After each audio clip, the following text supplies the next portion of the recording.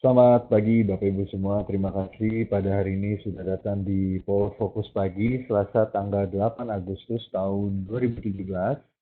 Dan bersama kami yaitu PT Paramitra Sekuritas untuk memberi rekomendasi, saran dan juga pertimbangan untuk Bapak Ibu pada perdagangan hari ini.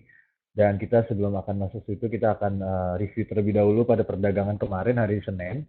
Dan ini menarik banget untuk hari Senin karena ada beberapa sentimen yang menarik dan kita akan bahas. Oke, pada melemah ya di minus 28 poin atau 0,4% di level 5.745 ya. Dan kalau kita lihat pada kemarin dari pembukaan dari pukul 9 sampai dengan pukul 11 memang penguatannya sangat tinggi ya, menyentuh 0,61% sampai jam 11 di 5.812 dan memang kami waktu itu menyarankan memprediksikan bahwa IHSG akan menguat pada perdagangan kemarin dan memang ketika kami juga memberi indikasi bahwa ada sentimen di mana BPS akan mengeluarkan pertumbuhan Indonesia. Salah satunya yaitu ekspektasi pelaku pasar yang rencananya masuk ke 5,1%, namun ternyata BPS memberi sentimen di mana pertumbuhan Indonesia selama kuartal 2 yaitu 5,01%. Dan ini di bawah pelaku ekspektasi pasar sehingga pada pukul 11.30 sampai dengan ini pergerakan sudah mulai turun karena BPS diperkirakan waktu kemarin itu publishnya sekitar jam 11-an menjelang makan siang dan ketika ditutup di sesi siang kemarin pergerakan ISG masih cenderung menguat ya di sesi pertama. Lalu pas berita sudah dipublish ternyata memang sentimennya negatif Bapak Ibu karena kalau kita perhatikan itu pelaku pasar cenderung mengekspektasikan bahwa pertumbuhan kuartal 2 ini diprediksikan 5,07% sampai dengan 5,1% dan ketika pelaku pasar memberi dapat gambaran ternyata BPS mengeluarkan pertumbuhan Indonesia yang melambat di kuartal 2 ini membuat ke sekitar pukul 14 sampai dengan 14.30 rentan melemah ya Bapak Ibu dan itu sudah kami prediksikan kemarin kalau misalnya ternyata di bawah pelaku pasar estimasi BPS di bawah pelaku pasar dalam arti pertumbuhan Indonesia di bawah di bawah ekspektasi pelaku pasar ini masih mengindikasikan ada tren pelemahan ya dan memang itu terjadi sampai ditutup melemah di level 5.749 karena memang sentimen negatif di kuartal 2 2017 ini di bawah ekspektasi pelaku pasar dan kalau kita perhatikan juga ini berbanding terbalik ketika tahun yang lalu 2016 dengan kuartal 2 ini mencapai 5,118%. Dan kalau kita perhatikan juga mungkin ada sedikit kekecewaan bagi beberapa pelaku pasar sehingga mereka juga taking profit dan kalau kita perhatikan investor asing juga mencetakkan net sale ya pada perdagangan kemarin yaitu 348 miliar rupiah. Dan kalau kita perhatikan untuk prediksi hari ini kami memprediksi bahwa IHSG akan cenderung kita akan lihat dulu ininya dulu IHSG. Oke. Terus saat ini memang kalau secara teknikal, kalau kita perhatikan volume pada perdagangan kemarin ini menguat ya. Kita perhatikan ini volumenya menguat dan juga ini ada candle di mana mengindikasikan ada pola rendah ya. Kalau saya perhatikan bahwa support kuatnya Bapak Ibu untuk IHSG itu di 5.745 ya untuk tahun ini dan memang kalau kita perhatikan ini diuji area supportnya di 5.745 dengan ada sentimen negatif potensi untuk perdagangan hari ini saya rasa IHSG akan bergerak ya sideways, namun ada kecenderungannya melemah ya kalau diperhatikan karena ada beberapa saham-saham yang menggerakkan IHSG juga kemarin juga turun cukup tinggi yaitu HM Sampurna, Gudang Garam, BNI, United Tractor atau NTR dan Kalbe Pharma ya. Jadi kalau kita perhatikan kemarin juga sempat melemah sehingga pergerakan market cap beberapa saham ini juga mengindikasikan ada pola pelemahan ya. Namun untuk saat ini saya memprediksikan untuk IHSG masih cenderung melemah namun pergerakannya terbatas atau sideways cenderung melemah untuk perdagangan hari ini. Dan kalau kita perhatikan juga untuk sektoral kemarin juga Bapak Ibu kita perhatikan juga kemarin 7 dari 10 sektoral melemah ya. Kita perhatikan consumer goods ini consumer goods yang paling kuat, melemah kuat ya 1,46%, Lalu juga ada sektor dari infrastruktur minus 0,70%, sedangkan juga ada dari trade minus 0,62%. Lalu kalau kita perhatikan aneka industri mencetakkan penguatan 1,17%, ini juga dikarenakan memang Astra International masuk ke dalam aneka industri dan ini memberikan sektor penguatan untuk aneka industri karena memang ASI kemarin mencetakkan penguatan dan memang terus lalu kita lihat juga agriculture mencetakkan penguatan 0,12%, lalu yang terakhir adalah basic industry dengan 0,43%. Lalu untuk pelemahan kemarin juga berbanding terbalik dengan beberapa indeks di Asia yang kita perhatikan yaitu adalah Hang Seng, Nikkei, FTSE 100 dan Dow Jones ditutup menguat Bapak Ibu. Kalau Hang Seng kita perhatikan yaitu di 0,46% di level 27.690. Nikkei juga menguat 0,51% di level 19.952. FTSE 100 menguat 0,27% di level 7.531 dan Dow Jones menguat 0,12% di level 22.118. Sedangkan untuk Eido kemarin di melemah minus 0,08% di level 26,60. Lalu yang kita lihat perhatikan komoditas gold mencetakkan pelemahan minus 0,08% di level 1257. Oil melemah terbatas minus 0,50% di level 49,33 per barel. Coal mencetakkan penguatan 0,28% di level 89,35. CPO melemah minus 1,30% di level 2.574 dan yang terakhir yaitu USD terhadap rupiah kemarin menguat 5 poin atau 0,03% di level 13.321. Dan memang demikian untuk global highlights dan kita lanjut ke global. Oke. Internasional, oke. Ini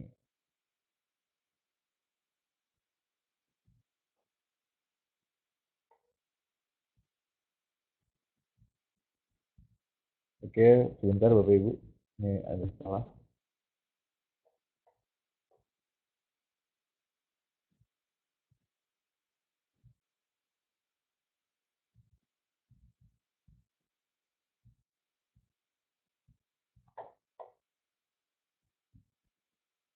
Oke.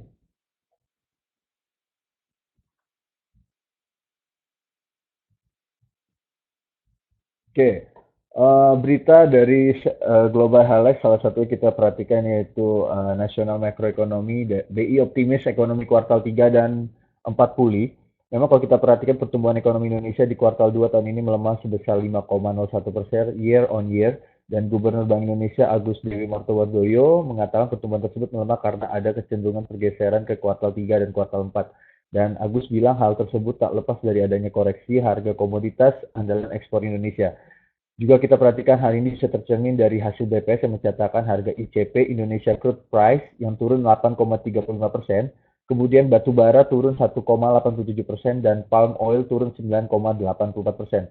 Dan memang adanya sedikit koreksi dan kemudian pelaku pasar yang masih banyak ingin melihat apa yang terjadi penguatan harga komoditas ini juga masih ragu-ragu untuk melihat sektor harga komoditas tersebut menurut Pak Agus. Dan juga dia juga melihat adanya gaji 13 yang dikucurkan pemerintah pada bulan Juli 2017 tak bisa mendorong pertumbuhan ekonomi di kuartal 2. Dan tak hanya itu, momentum tahun ajaran baru sekolah juga membuat masyarakat lebih mengerem belanja. Dan ini memang analisa dari Bank Indonesia bahwa ada rencana BI optimis ekonomi kuartal 3 dan 4 pulih dan memang kita juga masih optimis bahwa di kuartal selanjutnya pertumbuhan Indonesia kami memperkirakan bisa di 5,1% ya karena ini bisa juga menguatkan nanti secara tahunan ada potensi 5,1 sampai dengan 5,2% untuk pertumbuhan Indonesia. Lalu kita lanjut di sektoral emiten, kita perhatikan INTA akan membidik pertumbuhan pendapatan 20%. Memang sepanjang semester pertama 2017, INTA mencatatkan kenaikan pendapatan usaha sebesar 38,85% dibandingkan periode yang sama tahun 2016. Kenaikan ini juga didorong oleh penjualan alat berat dan maksud saya alat berat atau konstruksi dan jasa pertambangan. Dan berdasarkan paparan publik versi kontan, Intan mencatatkan pendapatan usaha sebesar 1,01 triliun pada akhir Juni 2017 dan besar pendapatan ini naik dibandingkan periode yang sama tahun lalu yakni 724,54 miliar. Dan tahun ini juga mereka menargetkan pertumbuhan pendapatan 20% dari tahun lalu. Ini menurut kata Pak Fred L. Manibong, Direktur Keuangan INTA. Dan kalau kita perhatikan sepanjang tahun lalu juga Inta mengantongi pendapatan 1,15 triliun. Dengan target pertumbuhan 20%, Inta tahun ini berarti bisa meraup pendapatan 1,81 triliun. Dan ini juga memberikan sentimen positif bila mana terjadi realisasi bahwa target yang dicapai pada Inta ini sesuai dengan apa yang sudah dikerahkan, itu sekitar 20%. Lalu kita lanjut di TPIA. Ini ada berita, dipastikan right issue TPIA akan raup 5 triliun. Oke. Proses right issue PT TPIA sudah dalam tahap penetapan harga pelaksanaan. Dan memang harga pelaksanaan ditetapkan pada batas kiri, dan juga mengetahui transaksi ini rencananya pelaksanaan right issue TPIA ditetapkan pada level 18.000 per saham. Jumlah emisinya juga tidak berubah, masih sekitar 280 juta saham atau setara 7,85% dari modal ditempatkan dan disetor penuh, tepatnya 279,74 juta saham. Dan artinya TPIA bakal meraup dana sekitar 5 triliun. Selain untuk memenuhi syarat free float minimal 7,5%, TPIA juga menggunakan dana hasil right issue tersebut untuk menutup kebutuhan modal ekspansi. TPIA akan menganggarkan belanja modal atau capex hingga 1 miliar US dollar untuk tahun ini hingga tahun 2019 mendatang. Demikian untuk TPIA, Bapak Ibu, untuk berita hari ini. Dan memang ini masih di follow apakah kapan akan dilakukannya, dieksekusinya. Lalu nanti kita masih akan follow. Lalu yang terakhir yaitu PT PP mengantongi kontrak baru 21,9 triliun. Dalam 7 bulan pertama tahun ini, PT PP mencatatkan nilai kontrak 21,9 triliun. Untuk bulan Juli saja, kontrak baru yang diperoleh PT PP mencapai 1,5 triliun. Dan nantinya di bulan Agustus akan ada pencatatan kontrak baru yang cukup besar dengan perolehan kontrak baru di Bandara Kulon Progo, kata Pak Tumia, Direktur Utama PT PP. Hingga akhir tahun, PT PP akan menargetkan perolehan kontrak baru sebesar 40,6 triliun. Nah, ini demikian untuk PT PP rencana, dan memang sudah mengantongi kontrak baru 21,9 triliun, dan ini memberikan sentimen untuk labanya. Lalu kita akan bahas terlebih dahulu untuk teknikal pada hari ini, Bapak Ibu. Oke, yang pertama kita akan bahas yaitu, sebentar.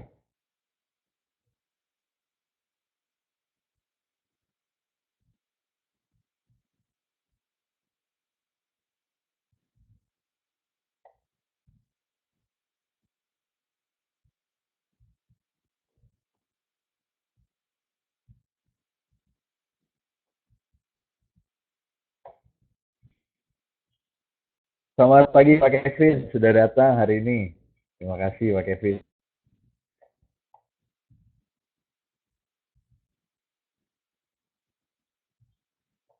Oke, yang pertama kita akan bahas tentang analisa teknikal.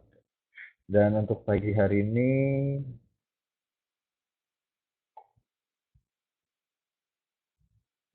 oke, kita akan bahas tentang saham Semra ya. Yang pertama kita akan bahas tentang Semra, Summarecon Agung. Ya, ini menarik nih Semra nih sekarang. Oke, Bapak Ibu, kalau kita perhatikan memang secara 14 Juli sampai dengan sekarang memang pergerakannya sideways ya. Jadi tidak cenderung melemah, tidak cenderung menguat ya, masih bergerak stabil, dan memang di potensi untuk tahun ini Semra saya pikir masih ada pola penguatan ya, dikarenakan memang potensi dari Golden Cross stokastik sudah menuju area penguatan, dikarenakan memang ini sudah masuk Golden Cross. Lalu juga kita perhatikan adanya candle yang berbentuk hammer kayak palu tapi cenderung ke bawah, dan ini masih mengindikasikan adanya pola penguatan ya untuk beberapa hari ke depan. Dan kalau kita perhatikan memang area supportnya untuk saat ini berada di 975 sampai dengan 1022 ya untuk area supportnya. Jadi kita masih bisa untuk spekulasi buy terlebih dahulu Bapak Ibu, dikarenakan memang area support tersebut cukup kuat ya di 976 sampai dengan 1022. Dan kalau kita perhatikan sudah ada 5 candle, maksud saya ada 6 candle yang memang penguatannya di area tersebut. Jadi memang untuk saat ini agak susah mereka untuk masuk di bawah harga 976. Namun untuk saran saya bila mana candle tersebut menyentuh di bawah harga 976, saya sarankan untuk stop loss ya Bapak Ibu, dikarenakan memang kita tidak mau mengambil resiko terlebih karena ada potensi penurunan masih akan berlanjut, dikarenakan juga secara Bollinger Bands ini sudah berada di lower bands ya.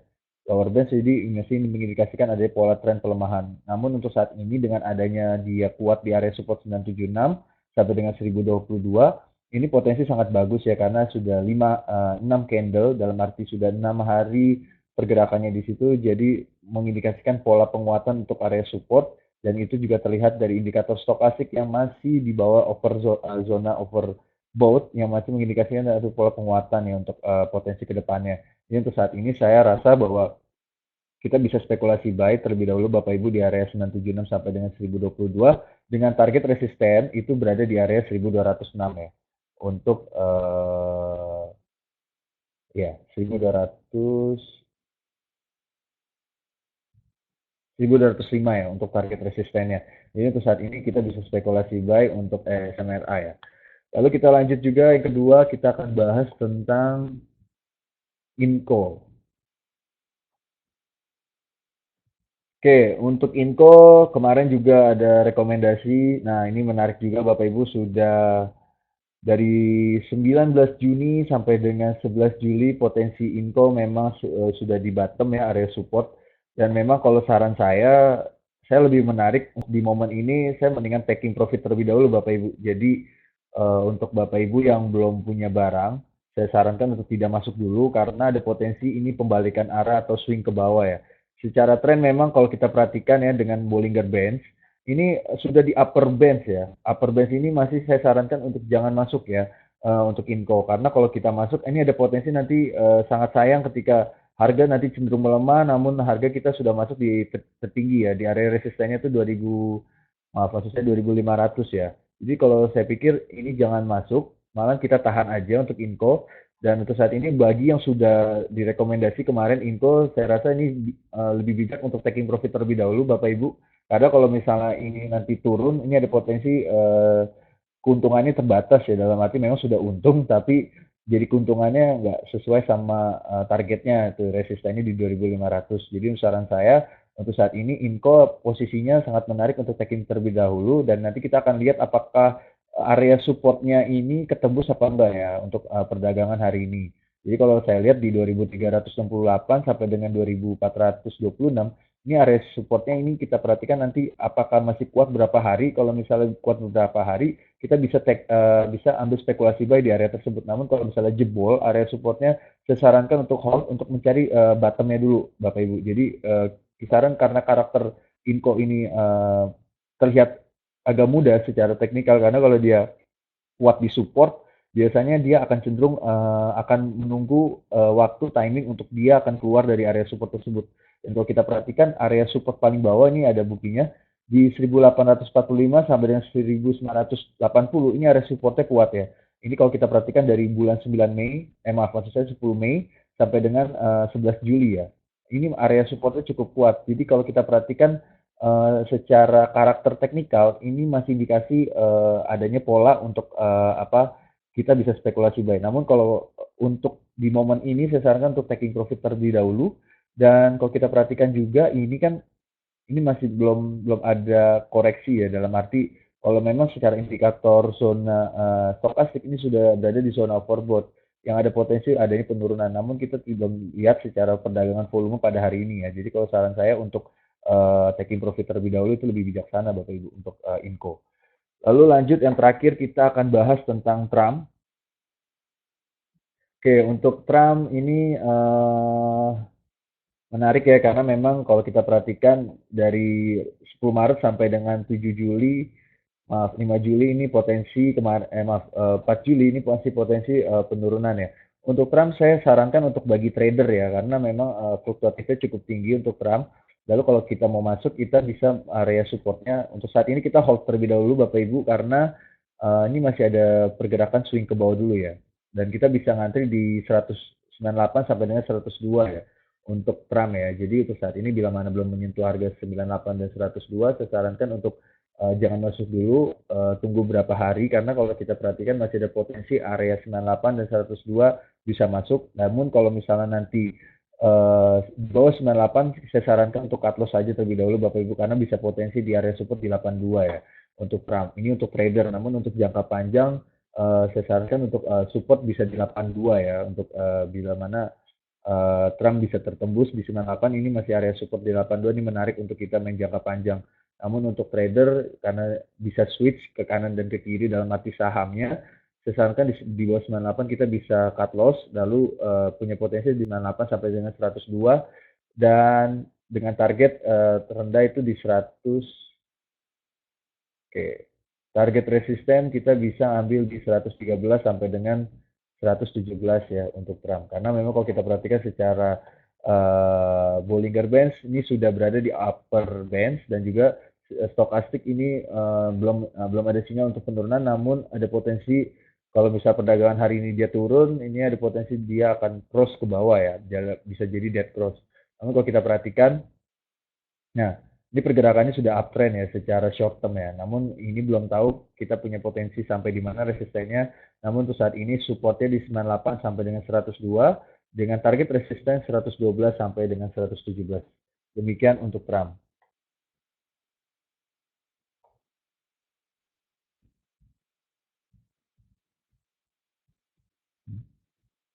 Oke, Bapak Ibu, demikian ya, demikian hari ini uh, untuk gambaran strategikal dipersilakan untuk Bapak Ibu bertanya.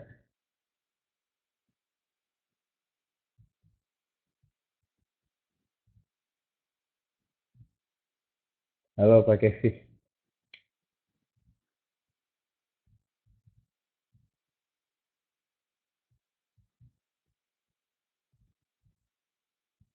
Saya mau tanya saham Indi. Oh ya, oke Pak Kevin.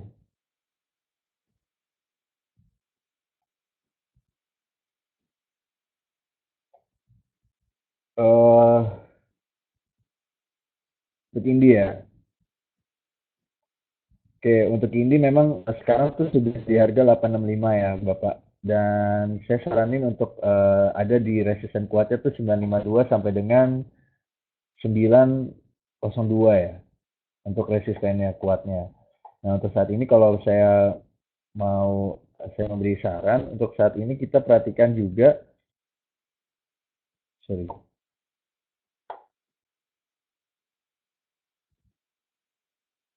Nah, untuk saat ini kalau kita perhatikan ini ada potensi penurunan ya untuk saat ini, tapi bisa karena dia ada bentuk hammer ya dan volumenya menguat ya. Maksudnya ini ada potensi penurunan dulu di 850. Namun kalau Bapak punya barang, saya sarankan nanti bisa target di 900 ya untuk taking profit terlebih dahulu. Lalu juga bisa juga di target selanjutnya di 950. Secara fundamental ini masih potensi bagus ya kalau kita perhatikan dan memang trennya menguat ya dalam beberapa hari ini dalam 10 Juli sampai dengan sekarang. Namun untuk saat ini karena ada potensi IHSG masih ada potensi penurunan, saya rasa India ada saham yang ada potensi penurunan dulu 850 dulu untuk diakumulasi baru nanti dia akan potensi ke 900 ya untuk India. Jadi untuk saran saya Bapak Ibu punya sahamnya saya rasa untuk dikit aja dulu dan kita masih akan lihat targetnya di 900 sampai dengan 950. Ini untuk Indi. Saham agro. Wah, ini agro menarik ya.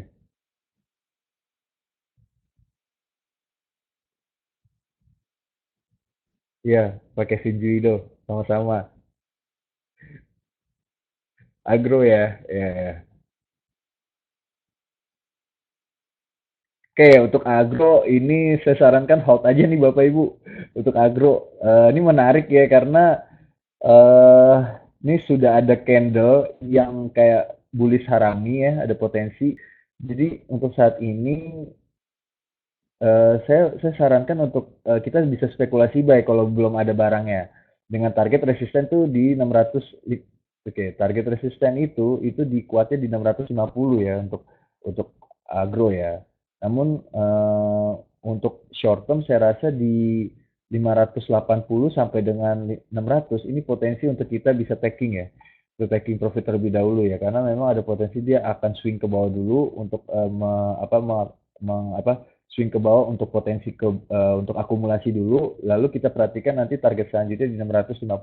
Jadi untuk saat ini kita bisa spekulasi buy di area supportnya itu, dan sekarang kita ini 565 ya, jadi masih ada potensi kalau Bapak Ibu sudah punya barang, mungkin resisten kita bisa masuk di 582 sampai dengan 600 ya untuk agro. Jadi jangan jual dulu sih kalau saya sarankan, karena memang indikator stokastik masih di bawah dan dan volume indikatornya tinggi ya kemarin. Apalagi ada potensi agro pada hari ini ada potensi untuk menguat ya hari ini. Jadi kita lihat nanti perdagangannya resistennya tuh 582 sampai dengan 600 ya untuk agro, kurang lebih seperti itu.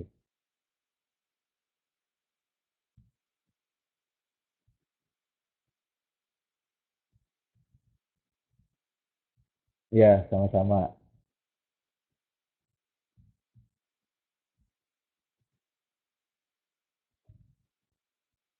Oke, Bapak Ibu, dikarenakan udah menjelang waktu pembukaan. Ya, salam sukses. Terima kasih Pak Kevin Juwido. Oke, Bapak Ibu, karena memang sudah waktu udah pukul happy cuan, ya. Sama-sama Pak Kevin. Karena sudah waktu pukul jam 9, kami mengundurkan diri. Terima kasih Pak Dari sudah datang di Power Focus pagi. Semoga apa yang kami sarankan bisa memberikan manfaat untuk Bapak Ibu dan semoga happy cuan. Terima kasih.